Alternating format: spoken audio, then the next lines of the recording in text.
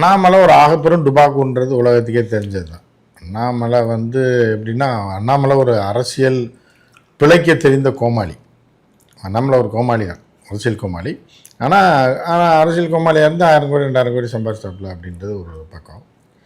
இந்த அண்ணாமலை என்னன்னா, எதையாவது ஒன்றை பிடிச்சி தொங்குறது, பூட்டை பிடிச்சி தொங்குறது. ஆமாம், இந்த இதில் சொல்லுவாங்க, கேரளாவில் பஸ்ஸில் போகும்போது டக்குன்னு எல்லாம் ரெடியாக இருக்கணும், டப்புன்னு பிரேக் அடித்தானா எதையாவது பிடிச்சி தொங்கிடணும், கிடைக்கிறத பிடிச்சிடணும், இல்லைன்னா எங்கேயாவது போய் நீங்கள் மோதி.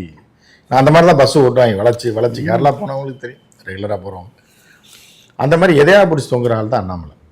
கிடைக்கிறத பிடிச்சி தொங்கி அதை வச்சு அரசியல் பண்ணி கேடுகட்ட கேவலமான அரசியல் பண்ணுறதுல அண்ணாமலையை தான் தமிழகத்தில் அப்படிப்பட்ட ஒரு அரசியலை விதைச்சது அண்ணாமலை தான். அதோட குட்டி தான் இன்றைக்கி யார் பார் ஓனர்லாம் திரிஷாவை இழுத்து விட்டது. அதே மாதிரி செத்தானா நல்லது ராசின்னு சொன்னது. இந்த மாதிரி கேடுகட்ட அரசியல், அப்புறம் தமிழிசையோட கேடுகட்ட அரசியல், இதுக்கெல்லாம் முன்னோடி யாருன்னா அண்ணாமலை.